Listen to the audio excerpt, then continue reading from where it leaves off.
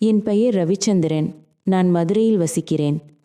எங்களுக்கென்று ஒரு சிறிய அழகான வீடு இருக்கிறது. என் குடும்பத்தில் என் அம்மா, அப்பா மற்றும் நான் என மூவர் அந்த வீட்டில்தான் வசிக்கிறோம். எங்கள் வீட்டிற்கு எதிரில் தகரக்கூரையிலான சில அறைகள் கட்டப்பட்டிருந்தன. அதில் சில அறைகளை நாங்கள் வாடகைக்கு விட்டிருந்தோம். இன்னும் சில வீடு வாடகைக்கு விடப்படாமல் இருந்தன. ஒரு நாள் காலை சுமார் 10 மணி அளவில் கதவு தட்டும் சத்தம் கேட்டது. நான் கதவை திறந்தபோது ஒரு அழகான இளம் பெண் தன் குழந்தையுடன் வாசலில் நின்றிருந்தாள். அவள் ஒரு சாதாரண ஆடை அணிந்திருந்தாள். அவள் தலையில் முக்காடி இருந்தது. அவள் முகத்தில் சற்று வருத்தம் தெரிந்தது. அவள் கண்களில் ஒரு ஆழமான வேதனை காணப்பட்டது. அவள் என் பெயர் விஜிதா என்று சொன்னாள்.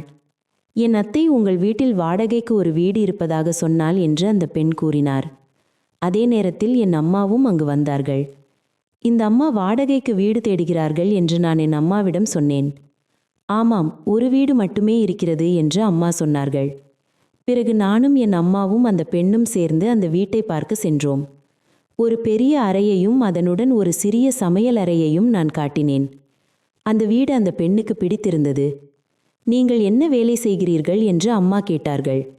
அதற்கு அவர், நான் வீடுகளில் சமையல் மற்றும் பாத்திரம் கழுவும் வேலை செய்கிறேன். நானும் என் மகளும் மட்டும்தான் ஒன்றாக வசிக்கிறோம் என்று கூறினார். என் கணவர் இறந்துவிட்டார். நான் தனியாக இருக்கிறேன் என்று சொன்னதை கேட்டு என் அம்மாவுக்கு அவர் மீது பரிதாபம் ஏற்பட்டது. அந்த பெண், இந்த வீட்டுக்கு வாடகை எவ்வளவு என்று கேட்டார். 4000 ரூபாய் என்று அம்மா சொன்னார்கள். ஆனால் நீங்கள் ஆதரவற்றவர் என்று தெரிந்ததால் உங்களிடமிருந்து அவ்வளவு பணம் வாங்க மாட்டோம். நீங்கள் 2000 ரூபாய் கொடுத்தால் போதும் என்று அம்மா சொன்னதை கேட்டு அந்த பெண் மிகவும் மகிழ்ச்சி அடைந்தார். அடுத்த நாள் காலை அவள் தனது எல்லா பொருட்களையும் எடுத்துக்கொண்டு வந்தார். அவளுடைய மகளும் அவளைப் போலவே அன்பாக இருந்தாள். எங்கள் வீட்டில் மேல் தளத்தில் ஒரு அறை இருந்தது. அதனுடன் பால்கனியும் இருந்தது. நான் எப்போதும் மேல் அறையில் தங்குவேன். ஆனால் என் அம்மா மற்ற அறைகளில் தங்குவார்கள். நான் ஒரு பட்டதாரி மற்றும் வேலை தேடிக்கொண்டிருந்தேன். நான் தினமும் காலையில் பால்கனியில் உட்கார்ந்திருப்பேன். அங்கிருந்து மிகவும் அழகான இயற்கை காட்சி தெரியும். காலை வெயிலில் நான் நாற்காலியில் அமர்ந்து சுற்றுப்புற காட்சியை பார்ப்பேன். இப்போது அந்த காட்சியில் ஒரு மாற்றம் வந்திருந்தது. இப்போது எனக்கு தினமும் காலையில் விஜிதா முகம் தெரிந்தது. அவள் துளசி செடிக்கு தண்ணீர் ஊற்றுவாள். அதை சுற்றி வருவாள். பின்னர் அவள் வேலைக்கு சென்று விடுவாள். தன் மகளுடன் அவள் சுமார் 9:30 மணிக்கு வீடு திரும்புவாள். சமைத்துவிட்டு சுமார் 11 மணிக்கு துவைத்த துணிகளை காய வைக்க வெளியே வருவாள். அப்போது நான் அவளை பார்த்து கொண்டிருப்பேன். அவளும் என்னை பார்த்து கொண்டிருந்தாள். எனக்கு இப்போது அவள் மீது காதல் ஏற்பட்டது. இது இப்போது எனது தினசரி வழக்கமாகிவிட்டது. மிதிலா என்னிடம் அதிகம் பேச மாட்டாள். அவளுடைய மகள் அடிக்கடி எங்கள் வீட்டிற்கு வருவாள். என் அம்மா அவளை அழைத்து சாப்பாடு கொடுப்பார். சில சமயம் பணமும் கொடுப்பார். எங்கள் வீட்டில் ஒரு பெரிய டிவி இருந்தது. ஆனால் விஜயவின் வீட்டில் டிவி இல்லை. அதனால் அவள் எங்கள் வீட்டிற்கு டிவி பார்க்க வருவாள். ஒவ்வொரு மாலையும் சிறிது நேரம் நாங்கள் அனைவரும் ஒன்றாக டிவியில் திரைப்படம் அல்லது சீரியல் பார்ப்போம். நாங்கள் சோபாவில் அமர்ந்து டிவி பார்ப்போம். அப்போது விஜி என்னை பார்த்தாள். நானும் அவளை பார்த்து புன்னகைத்தேன். இது பல நாட்கள் தொடர்ந்தது. ஒரு நாள் என் அம்மாவுக்கு உடல்நிலை சரியில்லாமல் போய் மருத்துவமனையில் சேர்க்கப்பட்டார். இந்த விஷயம் விஜயாவுக்கு தெரிந்ததும் அவளும் அம்மாவை பார்க்க மருத்துவமனைக்கு வந்தாள். அப்பா அம்மாவோடு மருத்துவமனையிலேயே இருந்தார். நான் வீட்டிலிருந்து மருத்துவமனைக்கு சென்று வந்தேன். அப்போது எங்களுக்கு சாப்பாட்டு பிரச்சனை இருந்தது. இதை விஜி புரிந்து கொண்டாள்.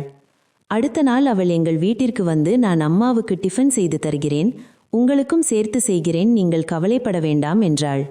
பிறகு நான் அவளுக்கு சமையலறையை காட்டினேன். அதிலிருந்து விஜி தினமும் காலை மற்றும் மாலை இருவேளையும் எங்களுக்கு சமைக்கத் தொடங்கினாள். நான் அம்மாவிற்கும் அப்பாவிற்கும் டிஃபனை மருத்துவமனைக்கு எடுத்துச் சென்றேன். நான் தினமும் சிறிது நேரம் மருத்துவமனையில் தங்கிவிட்டு மாலை வீட்டிற்கு திரும்புவேன். பிறகு மாலை உணவை எடுத்துக்கொண்டு மீண்டும் மருத்துவமனைக்கு செல்வேன். இப்படியே என் அன்றாட பணிகள் சில நாட்கள் தொடர்ந்தன. 8-10 நாட்கள் ஆகிவிட்டன. விஜி தினமும் எங்களுக்காக உணவு சமைத்து துணிகளை துவைத்து வீட்டை சுத்தமாக வைத்திருந்தாள். அவளுக்கு வேலை மிகவும் அதிகமாகிவிட்டது.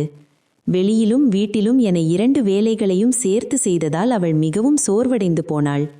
ஆனால் என் அம்மாவிற்காக அவள் அனைத்தையும் செய்தாள். 8-10 நாட்களுக்கு பிறகு அம்மா மருத்துவமனையிலிருந்து டிஸ்சார்ஜ் செய்யப்பட்டு நாங்கள் அவரை வீட்டிற்கு அழைத்து வந்தோம். என் அம்மா விஜயாவுக்கு நன்றி சொல்லி, விஜி, நீ மட்டும் உதவி செய்யாமல் இருந்திருந்தால் எங்களுக்கு எவ்வளவு கஷ்டம் ஏற்பட்டிருக்கும் என்றார். உடனே அப்பா அம்மாவிடம், ஏன் நாம் விஜிலாவை நம் வீட்டிலேயே வேலைக்கு வைத்துக் கொள்ளக்கூடாது? அவள் மிகவும் நல்லவள். அவளும் வெளியே சென்று மிகவும் கஷ்டப்பட வேண்டியிருக்கிறது என்றார் அப்பா. அன்றைக்கு மாலை விஜயா எங்கள் வீட்டிற்கு டிவி பார்க்க வந்தாள். அம்மா அவளிடம், விஜயா, நீ வெளியே வேலை செய்தால் உனக்கு எவ்வளவு பணம் கிடைக்கிறது என்று கேட்டார். அதற்கு விஜயா 5000 கிடைக்கிறது என்றாள். என் அப்பா ஒரு நல்ல பதவியில் வேலை செய்து கொண்டிருந்தார். அவருக்கு நல்ல சம்பளம் கிடைத்தது. அம்மாவும் அப்பாவும் அவளிடம், நாங்கள் உனக்கு 4000 ரூபாய் தருவோம், உன்னிடம் வீட்டு வாடகையும் வாங்க மாட்டோம், நீ எங்கள் வீட்டிலேயே வேலை செய், நீ மிகவும் புத்திசாலியான நல்ல பெண் என்றார்கள். இதை கேட்டதும் விஜிலாவின் கண்கள் கலங்கின. பிறகு விஜயா வெளியே வேலை செய்வதை விட்டுவிட்டு எங்கள் வீட்டிலேயே வேலை செய்ய ஆரம்பித்தாள். அவள் நாள் முழுவதும் எங்கள் வீட்டிலேயே இருந்தாள். வீட்டை சுத்தம் செய்வது, சமையல் செய்வது என எல்லாவற்றையும் செய்தாள். என் அம்மா அவளை வீட்டின் ஒரு உறுப்பினரைப் போல நடத்த ஆரம்பித்தார். நாட்கள் சில கடந்தன. இப்போது விஜயாவுக்கும் எனக்கும் இடையே நல்ல நட்பு ஏற்பட்டது.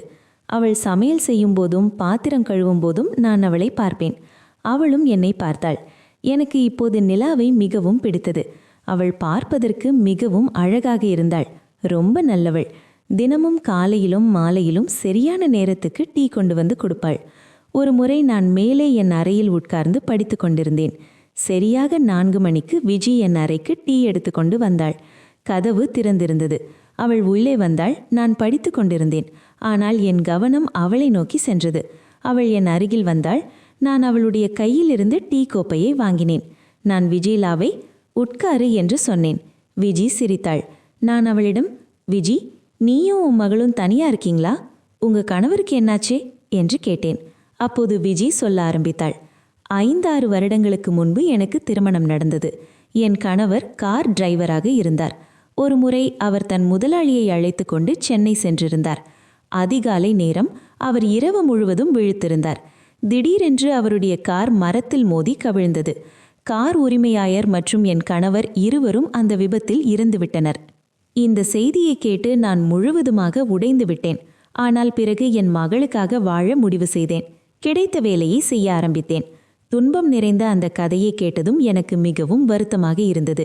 நான் அவளிடம், நீ ஏன் மறுமணம் செய்து கொள்ளவில்லை என்று கேட்டேன். அதற்கு அவள், என்னை யார் திருமணம் செய்து கொள்வார்கள்? எனக்கு துணையாகவோ என் பொறுப்பை ஏற்றுக்கொள்ளவோ யாரும் இல்லை என்றாள். நான் அவளிடம், மிதிலா, நீ மிகவும் நல்லவள். நீ எல்லோரிடமும் எளிமையாக பழகுகிறாய் என்றேன். மிதிலா என்னை பார்த்தாள். நான், நீ என்னை திருமணம் செய்து கொள்வாயா? எனக்கு உன்னை மிகவும் பிடித்துள்ளது. நான் உன்னை உண்மையிலேயே காதலிக்கிறேன் என்றேன். நான் உன்னை உண்மையிலேயே காதலிக்கிறேன் என்றேன். அவள் கண்களில் கண்ணீர் வந்துவிட்டது. விஜய் எதுவும் சொல்லவில்லை. அவள் எதுவும் பேசாமல் வெளியே சென்றாள். நான் அவளது முடிவுக்காக காத்திருந்தேன். இப்படியே 1-2 நாட்கள் கடந்துவிட்டன. நான் தினமும் பால்கனியிலிருந்து நிலாவை பார்த்து கொண்டிருந்தேன். ஆனால் இப்போது விஜய் என்னை பார்ப்பது கூட இல்லை. அவளது மனதில் என்ன ஓடிக்கொண்டிருக்கிறது என்று என்னால் புரிந்து கொள்ள முடியவில்லை. ஒரு நாள் காலை அம்மாவும் அப்பாவும் ஏதோ வேலை காரணமாக வெளியே சென்றிருந்தார்கள். மாலைதான் திரும்புவார்கள். நான் வீட்டில்தான் இருந்தேன். டிவி பார்த்து கொண்டிருந்தேன். காலை சுமார் 10 மணி அளவில் விஜி சமையலறையில் ஏதோ வேலை செய்து கொண்டிருந்தாள். அவள் வேலை முடிந்ததும் ஹாலுக்கு வந்தாள். அப்போது அவள் வெளியே சென்றாள். நான் அவளை கூப்பிட்டேன். நீங்கள் என்னை திருமணம் செய்து கொள்ள தயாரா என்று கேட்டேன். அதற்கு அவள், நீங்கள் மிகவும் நல்லவர். உங்கள் குடும்பத்தினரும் மிகவும் நல்லவர்கள். உங்களிடம் பணம், பாசம் என எல்லாம் இருக்கிறது. நீங்கள் உண்மையிலேயே நல்ல மனிதர். ஆனால் நான் ஒரு அனாதை. எனக்கு என் மகள் இருக்கிறாள். அவளை ஒரு டாக்டர் ஆக்க வேண்டியது என் கடமை. உங்களை எனக்கு பிடிக்கும். நானும் உங்களை காதலிக்கிறேன். ஆனால் இந்த உறவை உங்கள் பெற்றோர்கள் ஏற்றுக்கொள்வார்கள் என்று எனக்கு தோன்றவில்லை. இப்போது நாங்கள் இருவரும் ஒருவரை ஒருவர் உண்மையாக காதலிக்க தொடங்கினோம். நாங்கள் இருவரும் மிகவும் மகிழ்ச்சியாக இருந்தோம். மாலை நேரத்தில் அம்மாவும் அப்பாவும் வீட்டிற்கு திரும்பினார்கள். விஜயா சமைத்துவிட்டு அவளது வீட்டிற்கு சென்று விட்டாள். நான் அம்மாவிடம், அம்மா, உங்களிடம் ஒரு முக்கியமான விஷயம் பேச வேண்டும் என்றேன். அப்பா அம்மா இருவருமே அங்கதான் இருந்தாங்க. 2 பேரும் என்னப்பான்னு கெடுத்தாங்க. நான், எனக்கு நிலாவை பிடிச்சிருக்கு, அவளை நான் கல்யாணம் பண்ணிக்கணும்னு சொன்னேன். இதை கேட்டதும் அவங்க ஆச்சரியமாயிட்டாங்க. விஜி ரொம்ப நல்ல பொண்ணுதான், ஆனா அவளுக்கு ஏற்கனவே கல்யாணமாகி ஒரு குழந்தை இருக்கு. இது உனக்கு சரியா வருமான்னு கேட்டாங்க. நான், அவளுக்கு கல்யாணமானதுனால என்ன, நான் அவளை தான் கல்யாணம் பண்ணுவேன் என்றேன். அம்மா அப்பா 2 பேரும் எங்க கல்யாணத்துக்கு சம்மதம் சொல்லவில்லை. என் அம்மா சொன்னாங்க, அவள் ஏற்கனவே கல்யாணம் முடிந்தவர்கள், அவளுக்கு ஒரு மனைவியை இழந்த ஒருத்தருக்கு 2ஆம் கல்யாணம் பண்ணி கொடுக்கலாம்னு சொன்னாங்க. உனக்கு நல்ல பெண்ணை பார்த்து நாங்கள் திருமணம் செய்து வைக்கிறோம்னு சொன்னாங்க. நான் சொன்னேன், ஏற்கனவே திருமணம் முடிந்து கணவனை இழந்த ஒரு பெண்ணுக்கு வாழ்க்கை கொடுக்கிறதுனால உங்களுக்கு என்ன பிரச்சனை? நான் தான் அவளோட வாழ போறேன் என்றேன். நீங்க கல்யாணம் பண்ணி வைக்கிறீங்களா, இல்லைன்னா நாங்க ரெஜிஸ்டர் மேரேஜ் பண்ணிக்கிட்டுமா என்றேன். உடனே என் அம்மாவும் அப்பாவும் சொன்னாங்க, நீங்க 2 பேரும் ஒருத்தர் நல்லா புரிஞ்சுக்கிட்டா போதும், அவளையும் எங்களுக்கு பிடிச்சிருக்குன்னு சொன்னாங்க. இதை கேட்டதும் எனக்கு ரொம்ப சந்தோஷமா இருந்துச்சு. என் அம்மாவும் அப்பாவும் நிலாவை அழைத்தனர். அவள் வந்து என் அருகில் நின்றாள். அப்பா விஜிலாவிடம், உனக்கு என் மகனை பிடித்திருக்கிறதா என்று கேட்டார்கள். விஜி தலையசைத்து ஆம் என்றாள். இப்போது வீட்டில் அனைவரும் மகிழ்ச்சியாக இருந்தனர். சில நாட்களில் எனக்கும் விஜயாவுக்கும் திருமணம் நடந்தது. இப்போது அவள் எங்கள் வீட்டில் ஒரு உறுப்பினராகிவிட்டாள். எல்லாம் நன்றாக நடந்து வருகிறது. விஜய் இப்போது என் அம்மா அப்பாவை மனதார பார்த்து கொள்கிறாள். எல்லாரிடமும் அன்புடன் பேசுகிறாள். என்னையும் நன்றாக பார்த்து கொள்கிறாள். இந்த கதையிலிருந்து நாம் அறிந்து கொள்வது என்னவென்றால், ஒருவரை நேசிக்கும் போது அவருடைய கடந்த காலத்தை வைத்து அல்லாமல் அவருடைய இதயம் மற்றும் குணத்தை வைத்து நேசிக்க வேண்டும். ஒருவர் விதவையாகவோ ஏழையாக இருந்தாலும் அவருக்கும் அன்பு, மரியாதை மற்றும் ஒரு புதிய வாழ்க்கையை தொடங்கும் வாய்ப்பு கிடைக்க வேண்டும். உண்மையான அன்பு எந்த நிபந்தனையும் இல்லாமல் ஏற்றுக்கொள்கிறது. இதைதான் இந்த கதை நமக்கு கற்றுக் கொடுக்கிறது. காதலியுங்கள், ஆனால் மனதிலிருந்து காதலியுங்கள். இந்த கதை உங்களுக்கு பிடித்திருந்தால் சேனலை சப்ஸ்கிரைப் செய்யுங்கள், வீடியோவுக்கு லைக் செய்யுங்கள். மீண்டும் ஒரு சுவாரஸ்யமான கதையுடன் உங்களை சந்திக்கிறேன்.